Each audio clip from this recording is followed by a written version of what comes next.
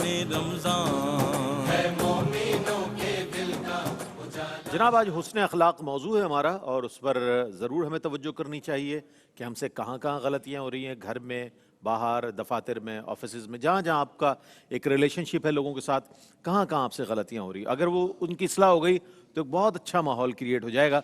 अल्लामा हाफिज़ उवैस अहमद साहब तशरीफ़ फरमाए हैं। मैं जानना चाहूँगा कि हुस्न अखलाक की ज़रूरत और अहमियत जो है उसके हवाले से मैं चाहता हूँ कुछ रोशनी डालिए।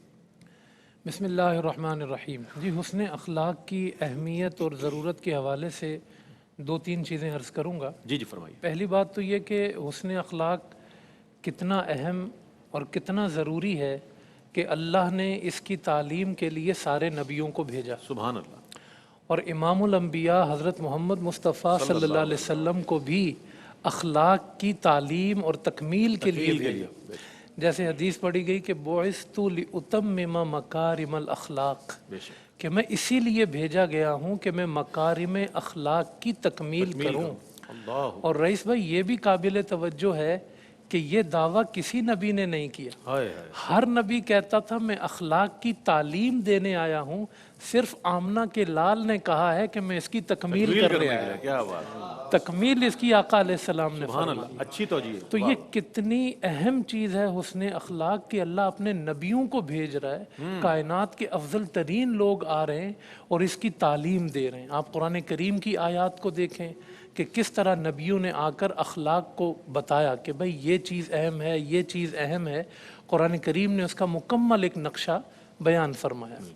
दूसरी बात ये कि हुस्न अखलाक की अहमियत और ज़रूरत ये कि हज़रत उमर फ़ारूक रदी अल्लाह ताला अन्हु फरमाते हैं कि तुम्हारी इबादत का हिस्सा अगर एक हिस्सा है, 1% है, तो तुम्हारे रवैयों का जो हिस्सा है वो 9 हिस्से हैं, 9% है।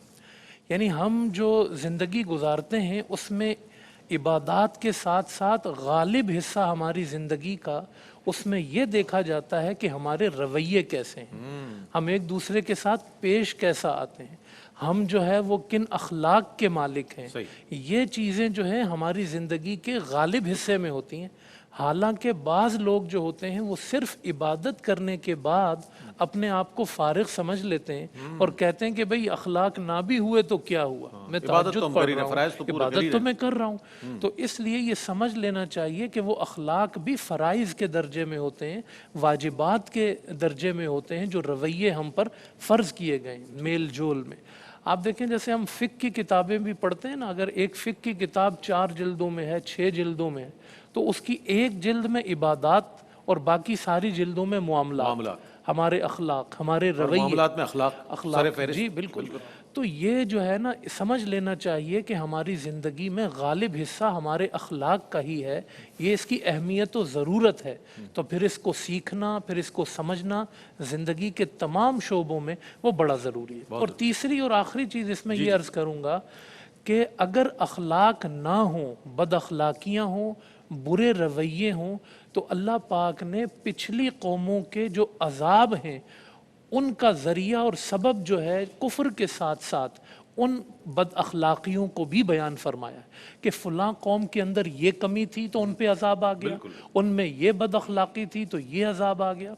हम पर तो हुजूर अलैहिस्सलाम का करम है कि आपकी मौजूदगी के बाइस हम पे अज़ाब नहीं आता, वगरना हमें ये गौर करना चाहिए कि पिछली उम्मतों में बदअखलाकी पैदा हुई तो उसको अल्लाह ने अज़ाब का सबब करार दिया है। तो ये इतनी अहम चीज़ है हुस्न अखलाक कि अगर ये ख़त्म हो जाए तो रब का अज़ाब आ जाता है। इससे पता चला कि किसी कौम के कौम बनने के लिए, बल्कि किसी इंसान के इंसान बनने के लिए हुस्न अखलाक बड़ा ज़रूरी है, रवैये बड़े ज़रूरी हैं। तहज़ीब नफ्स आपके अखलाक से होती है। आपका जो ज़र्फ़ है, आपका जो बड़ापन है, आपका जो वक़ार है, आपकी जो इज़्ज़त है, आपका जो इकराम है, वो अखलाक ही से पैदा होता है। अगर ये आपके अंदर अखलाक नहीं है तो फिर आप 2 टके के नहीं हैं। اللہ کے ہاں آپ کی کوئی حیثیت کوئی نہیں. حیثیت نہیں. لیکن اگر آپ کے اخلاق اچھے ہیں آپ کا رتبہ بلند ہونا شروع ہو جاتا ہے. یہ اخلاق جتنے اعلیٰ ہوتے جاتے ہیں انسان اتنا اعلیٰ ہوتا چلا جاتا ہے, اور یہ اخلاق جتنے گرتے چلے جاتے ہیں انسان اتنا گرتا چلا جاتا ہے. تو یہ انسان کے لیے اہم بھی اتنا ہے, ضروری بھی کیا اتنا ہے. کہنے, سبحان اللہ. یعنی عبادات اپنی جگہ وہ تو فرائض ہیں, لیکن جب مخلوق کے ساتھ ہمارا ایک کانٹیکٹ ہے, کوئی ان کے ساتھ کانٹیکٹ ہے, کنیکشن ہے, رابطہ ہے, میل جول ہے, تو اس میں اخلاق جو ہے ہمارا بہت زیادہ کاؤنٹ کرتا ہے, بہت زیادہ میٹر کرتا ہے. اس حوالے سے ہمیں بہت بیدار رہنے کی. ایک بہت اچھی بات آپ نے ارشاد فرمائی, یہ تمام ہی ہم یہ دیکھتے ہیں معاملات میں کہ جو لوگ صاحبان علم ہوتے ہیں, صاحبان تقوی ہوتے ہیں, ذرا لوگ ان سے ملنے میں تھوڑا سا کتراتے ہیں کہ نہ جانے ہم کوئی ایسی بات نہ کر دیں کہ ان سے, چونکہ ان کو یہ خوف ہوتا ہے کہ ان کے غصے کے سبب یا ان کے رویے کے سبب ہمیں کسی قسم کی خفگی کا سامنا ہوگا. جبکہ عبادات کے ساتھ, تقوی کے ساتھ یہ جو معاملات ہیں حسن اخلاق کے, ان کو بہت زیادہ اہمیت دی گئی, جس کے حوالے سے روشنی ڈالی گئی. ایک وقفہ لیتے ہیں, وقفے کے بعد لوٹیں گے اور انشاءاللہ اگلے سوال کو بھی شامل کریں گے, اور مزید سوالات ہمارے پاس موجود ہیں جو اس موضوع پر ہیں. انشاءاللہ آپ ہمارے ساتھ رہیے گا.